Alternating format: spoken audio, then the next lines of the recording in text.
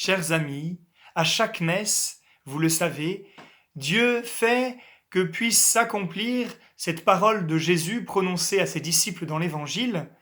Je suis venu apporter un feu sur la terre et comme je voudrais qu'il soit déjà allumé. Il fait cela en nous offrant à chaque messe son corps, le corps de son Fils, auquel nous communions. Et en le recevant, c'est bien la vie de Jésus, toute brûlante d'amour, que nous recevons. Mais vous l'avez fait comme moi, certainement à de nombreuses reprises, l'expérience qu'il ne suffit pas de communier au corps de Jésus pour que notre cœur soit subitement embrasé d'un amour nouveau, d'une ardeur nouvelle, d'un feu nouveau. Non. Si cette communion au corps de Jésus, cette communion sacramentelle n'est pas accompagnée d'une communion intérieure que nous appelons communion spirituelle, alors c'est un peu comme si, à l'image des pompiers qui entrent dans le feu couverts d'une combinaison inifugée qui les empêche de brûler, c'est un peu comme si notre cœur, notre âme, notre vie était elle-même recouverte de couches inifugées qui empêchent l'amour de Dieu de nous consumer, de nous brûler.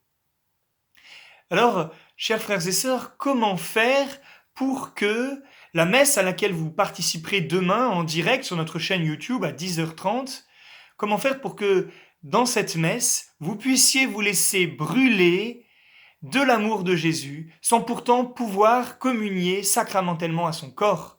Comment faire pour que Dieu puisse faire de vos foyers un foyer où ce feu s'allumera? Tout simplement en vivant la communion spirituelle. Et tous les rites de la messe qui accompagnent le moment de la communion au sacrement du corps et au sang du Christ, tous ces rites-là aident et préparent et permettent cette communion spirituelle. Je voudrais pour vous en retenir trois. Le premier, celui au début de la messe, où nous disons pardon à Dieu. Nous lui disons, Dieu, je veux te laisser entrer à nouveau dans ma vie, partout là où je t'ai chassé. J'ai discerné ce qui te plaisait et ce qui te déplaisait. Maintenant, viens et par ton pardon, permets que je sois à nouveau en communion avec toi. Il y a ensuite l'écoute de sa parole. La parole de Dieu, où Dieu, à nouveau, s'adresse à nous pour nous redire son amour, bien sûr, mais pour nous redire aussi sa volonté.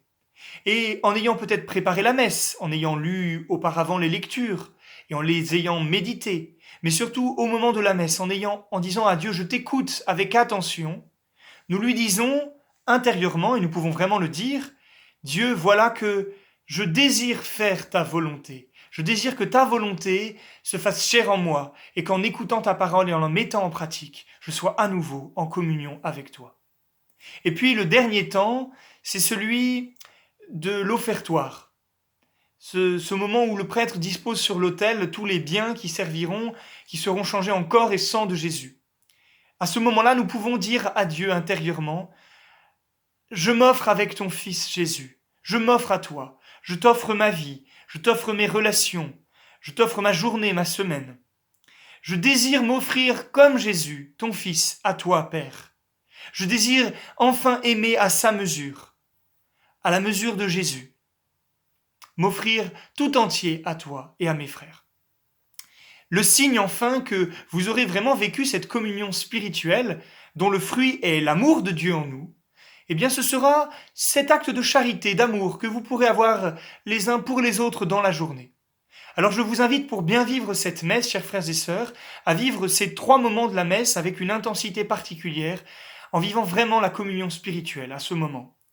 Et puis, à poser un acte de charité tout simple à l'égard de qui vous voudrez dans votre famille, pour manifester que l'amour de Dieu est vraiment entré dans vos vies, que Dieu a déjà commencé à enflammer vos cœurs de son amour par cette messe. Chers frères et sœurs, je vous souhaite une belle messe, une belle communion à Jésus, et que cette messe produise des fruits ardents de charité dans vos familles. À bientôt.